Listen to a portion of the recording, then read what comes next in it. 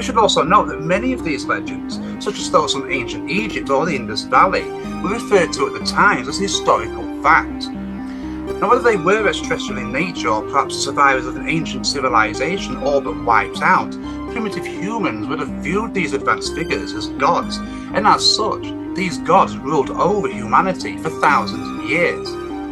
Suddenly, however, they began retreating from public view, installing in their place puppet kings and queens, with legends stating that these first puppet kings were demigods, essentially human, alien or god hybrids. And from these alleged hybrid puppet kings over thousands of years came the royal houses and nobility that was spread throughout Europe, eventually even transplanting themselves into the New World of America with the Pilgrims.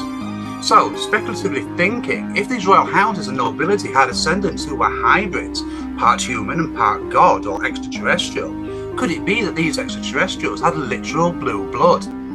Now, while we looked at the reason that human blood, much like many other animals on the planet, is red due to the iron content within it, we also know that there are animals on Earth that do indeed have blue blood. This is ultimately due to their blood containing copper as opposed to iron. Such animals as cuttlefish, crabs and octopuses all have blue blood.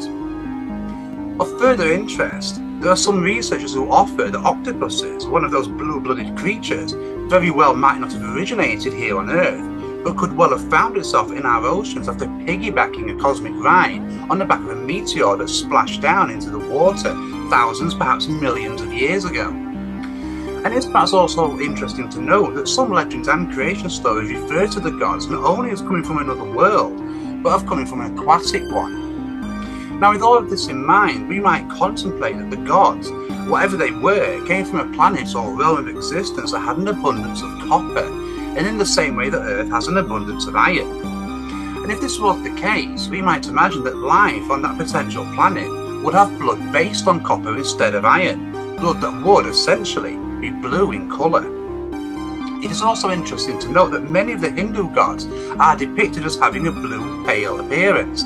while the colour blue is associated closely with the gods of ancient Egypt.